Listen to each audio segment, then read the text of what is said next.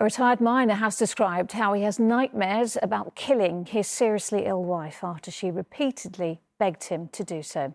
David Hunter was freed from prison after being cleared of murder but found guilty of manslaughter by a court in Cyprus over the death of his wife Janice. In an emotional interview with ITV's Good Morning Britain, he said he'd been expecting to serve 5 more years in jail. Greg Eastle reports.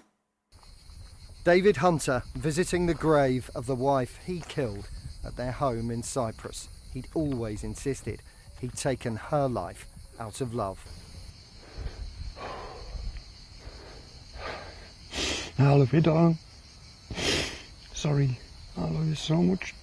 At the time of her death, Janice Hunter was terminally ill, and last week a Cypriot court set her husband free after 19 months in prison, after finding him guilty of manslaughter but not guilty of murder in what the judge described as an exceptional case. This morning, in his first television interview, David Hunter told ITV's Good Morning Britain how his wife had pleaded with him to end her suffering, a plea he eventually gave into. At one point she got quite a circle, and I said, look, OK, I'll help you. But I said, I'll not tell you when, and I'll not tell you how. Married for 53 years, David Hunter said at the time he didn't care about the consequences and simply wanted to end his own life too. At the time, I didn't want to live without her. That's why I tried to take my life, but I didn't succeed. So, actually, when the police came, my feeling was I couldn't care less what you do. I just had no feelings. I was numb.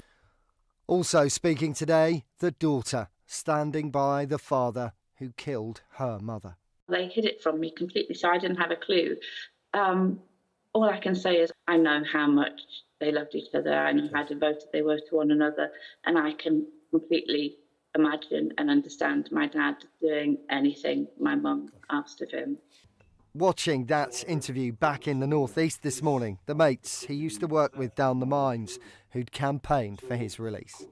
When this first happened, I went to see him in Nicosia prison, and he said to me, he said, Barry, do me a favour, will you please go and put some flowers on the grave? I mean, I know what I felt when I went and put the flowers on the grave, so probably less than a thousandth of what he was feeling.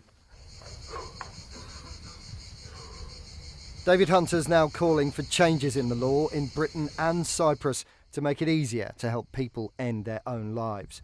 But he won't be coming home to campaign, vowing instead to stay living close to his wife's grave for as long as he's still alive. Greg Eastle, ITV News.